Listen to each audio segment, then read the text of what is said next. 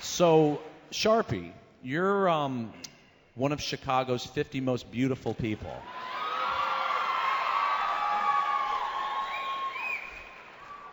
Are you surprised it took me that long to say it? You see how jealous Taser is right now? I think both of them are. Yeah, Victor is too. I think both of them are. Yeah. A little embarrassing to talk about the magazine cover, that's for sure. You would bring back that. It's fun to go in Chicago and get recognized. I mean, these two guys beside me get recognized more than anyone, I think. Taser because he has a gigantic ass.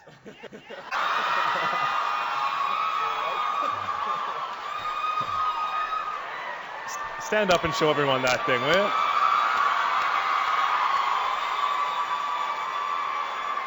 I can't do it.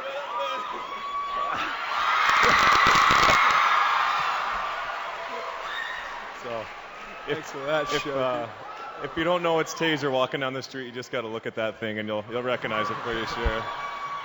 And with Victor, I mean, it could be 60 degrees out with thunderstorms, and this guy will come out with the nicest tan you've ever seen in your life. So it's a little different getting recognized, but we have fun with it, and it all goes back to, I guess, what we do on the ice. That's where it starts, and we appreciate all the fan support. It's like I said many times, it's the best place to be. Taser, Stahl, you guys need a rebuttal right now? And anything you want to? Yeah, I knew it. Well, I got something to say. I've never seen a guy lose his bucket on the ice. By bucket, I mean helmet. And take the world's longest shift just waving his hair around. Like he's Fabio out there or something. Hey, we notice it. The guys around the league notice it. Don't worry about it, Sharpie.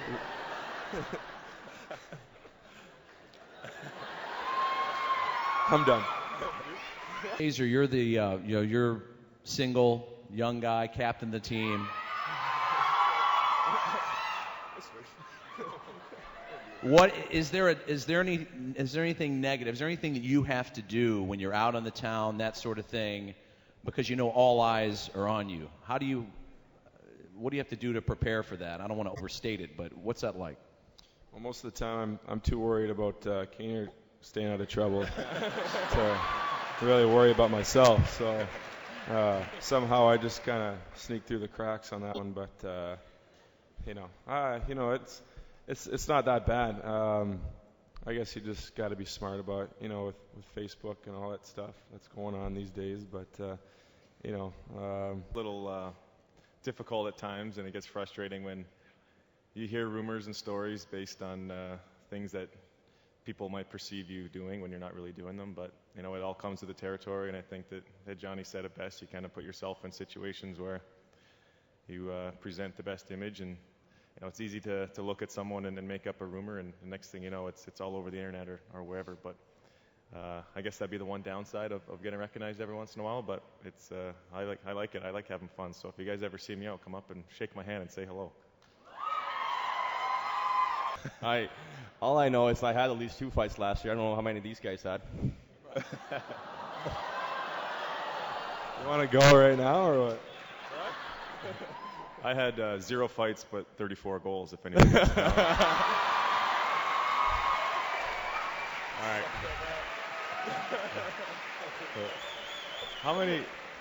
How many did you have, Johnny? I got nothing on that one. Johnny had, 32 goals, I think?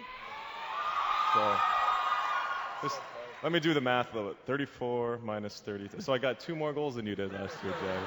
You're not going to let that go, are you? He's going to let it go. They wanted to ask a question on Facebook, and they had a question for Sharp and Toews here. Give us one good prank that Sharp played on you. He's played on you, let's say, in the last year or two. I know we see some of them on Blackhawks TV. And how you respond in kind. Well, pretty much all the pranks that happen to me, I never find out officially who it is, but it all relates back to Sharpie one way or another. I mean, when I am getting dressed for practice, getting my equipment on, and I pull my helmet off the top, and a big glass full of Gatorade powder comes crashing down on my face, And I turn around, the only guy that's still in the locker room is Patrick Sharp. And I wonder who did it, you know. But, you know, You ever get him back? I can't prove it, but I'm pretty sure. He All right, denied it. full disclosure here, Sharpie, because I know you can't admit to much. Why don't you give us one example of a prank you played on Toews that maybe he didn't realize was you? Maybe you weren't hanging around the locker room, and we can get it all out in the open right now and just cleanse our souls. I've actually never pranked Jonathan in all the years I've played with him. See? So, Wow. You heard it here, guys. Never pranked him. Sharpie? yeah, I remember when I first got traded to Chicago, I had heard that it was always a hockey town, but the fans weren't the greatest at that point in Chicago. And I remember looking around the crowd and seeing all these number 10 jerseys and being like, wow, they actually really like me pretty quick. And they would turn around and it would be Tony Amonte on the back. So. My name's Kyle. I'm from Chicago, and my question's for Toews, and I want to ask you, does Kane ever get on your nerves? Well,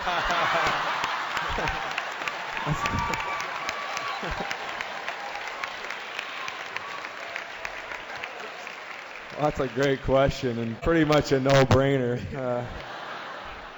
Yeah, well, I don't know. I like telling this story to people, and I think I think Sharpie, we laugh about it sometimes. Last year we were actually in Toronto, and we had a couple 5-on-3 power plays. This is just an example of Kane and I's relationship on the ice. It gets a little crazy sometimes. And so say 2 5-on-3 power plays, and Kaner's just stick handling, doing his thing, you know, throwing sauces across the ice. And it's the terrible ice. The puck's flying around everywhere. They clear it down over and over. 2 5-on-3 power plays down the drain. The whole time I'm yelling at him. I'm down on the goal line. I want the puck. So we come off the ice, and I'm just screaming at Kaner. I'm like, pass me the puck. Like, I'll bleep it out for now. But next thing you know, he starts yelling back at me, and we had about 2 minutes of us just screaming at each other on the bench. And the guys, you know, they know to just leave it alone. We'll deal with it for a little minute. But then it just kind of got to another level where guys were pulling us back on the bench. And so I'm still giving it to him because I'm like, you got to use me out there. Like, I'm wide open. Use me. Like, you know, let's go here. And then sure enough, the next shift we go out with Marian Hossa. It's a 5-on-5 even strength. And I pass the Hoss at the red line.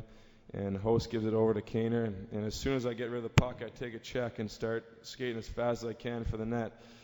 And then Kaner, it's a 2-on-2. He throws one of the nicest passes I've ever seen through 2 defensemen. And I go right to the net, lands right on my tape. I just have to tap it in. I look at him, I point, I'm like, nice pass.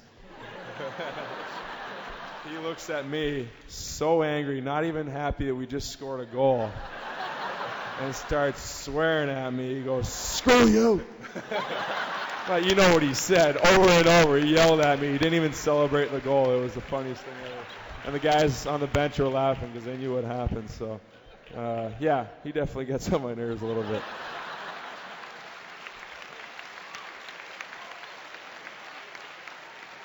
So smart captain, you got the result you wanted. I mean, you had to go through all that nonsense, but you got the result you wanted. Yeah, well, you know, after a while I get what I want out of him, I guess. So. All right, Sharpie, let me ask you this. When these guys are going at it on the bench, I mean, you're in the middle of playing a game. You're intense, that sort of thing. Is there ever a time where you're trying not, turn your head to laugh, like turn, or is it too intense? It's funny to see the new guys come to our team because they don't realize that Kane and Toews go at it basically every game. They're yelling about something at each other, and I've played enough with them over the years that I would try to be the older big brother and step in the middle of them and try and separate them, and now I just try to get a good seat and listen to what they're going to say to each other. But, so the newer guy on the team, you saw that. What was that like for you, watching these two go at it? Well, it's pretty fun to see actually. They got a weird relationship. Guys think I thought they were going to be best friends at times, and and sometimes it seems like they hate each other out there. But they're you know, they get in little fights, but they're obviously coming out of it good buddies all the time, and I think it's good to have that kind of relationship sometimes too, and it probably makes both of them a little better. All right, next question. Hi, I'm Nicholas, and I'm from Chicago, and my question is for Jonathan Toews. Is it hard being a leader of a team? I mean, I think back now is about 3 years ago, I guess, if my math is right. I guess I was named captain as a 20-year-old here at the convention, and I think about that now, and that's one of the craziest things ever. I can't believe it happened that early, but it's been a great 3 years. I've had great leaders in the locker room, guys like Sharpie and Duncan and Brent, and the list goes on of great guys that have helped me. And you know, as a captain, you're the guy wearing the C, and you're the guy that, you know, talks to the media whether you win or lose. But again, all those guys in the locker room have definitely made my job easier, where I can just go play and be myself every single day. And you know, things are definitely more difficult when you lose a lot of games, but we've had a great team the last couple of years, and hopefully it keeps going that way. Sharpie, when they named him captain, I mean, he's, you know, one of the youngest captains ever. In the locker room, was it, hey, that's the right guy, or was it, man, he's still a young guy, even with the great talent that he has?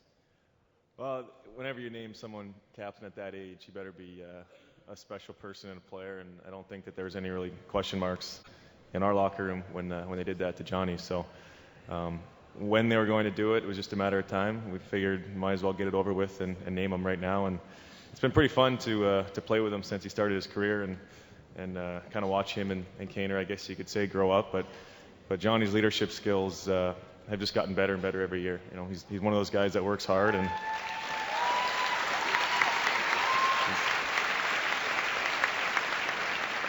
in the beginning, he was a rookie. He just wanted to be a player that kind of led by example and did everything right. And I think he was still trying to find his way in the league as a player too. And I think each year he becomes more vocal in the room. He takes on more responsibility. Being an assistant captain, sometimes I try to lean on him and tell him I can, you know, take some of it from him. But he's always there. Like he says, he talks to the media every day, win or lose. And I think he just likes seeing himself on camera personally. But well, that doesn't happen too often. Yeah. Next question. My name's Deirdre, and I'm from Chicago, and my question is for all of you. What were your best memories of the 2010-2011 season? I mean, that's tough to say. I think I'd have to say, you know, we all know last year was a battle. We worked so hard, and it didn't matter what happened. You know, after the All-Star break, things. I mean, it felt like we were in the playoffs for 2 months before the playoffs even started, and you know, I think it was maybe the worst feeling ever when we lost to Detroit on that final regular season day, and you know, you go home and it was a beautiful day out, and you're like, well, I guess I'll enjoy it now. My season's over. We're waiting to see what was going to happen between Dallas and Minnesota, and you know, we were all 100% thinking that, you know, we just screwed up. We let our chance go away, and we worked so hard to get to this point, and now it's out of our hands. And so I went home, and I think I told this story a couple times yesterday, that I had a couple cold ones there with my dad and my brother, thinking my season's over. I guess I can let go and go eat a Big Mac right about now. And so started watching the Minnesota-Dallas game. Actually, I wasn't watching it, and Sharpie texts me. He's like, watch the game. What the hell's wrong with you? And he texts me, so I'm like, okay, I'll turn it on. And sure enough, as I turned it on, Minnesota scored, and then finally they took the lead. With 5 minutes left, Dallas just looked so flat. I'm like, they can win this game. We have a shot. So as soon as Minnesota won the game, I put the beer away, started drinking water, and was back to business, and that was a pretty good feeling. We had another chance, and you know, once you make the playoffs, there's no telling what can happen. And you know, coming back from that 3-0 deficit, we're 1 goal away from winning in a Game 7. Again, there's no telling what can happen, so we were that close. That was a great comeback. That was a real highlight, I think, for a lot of fans. Sharpie, what about you this past year? There's a couple moments. That last game, watching on the couch to get into the playoffs, was probably the biggest highlight. I was screaming as loud as I could. I think my neighbors were knocking on our door telling me to shut up, but I had fun watching that. I think we saw the highlight on the video yesterday when John Scott got in a fight in Los Angeles and did pretty good in that fight. That was a highlight. I think Johnny's goal there with a minute to go against Vancouver. I was sitting beside Kaner in the locker room, and going into overtime, we just kind of looked at each other and shook our heads like there's something in this jersey, because going back to last year's playoffs when Kaner scores with whatever many seconds left, shorthanded to get us into overtime in a big game against Nashville, and it seemed like we always have those last-minute games, and we're down 3-0 in a series. We find our way to get back, trailing the whole game, and then Johnny scores shorthanded in the last minute. It's just like we're destined to do something great here. So that was probably a big moment for me. It was just unfortunate we couldn't pull it out. I still think there's something in these jerseys, though, that we got something special.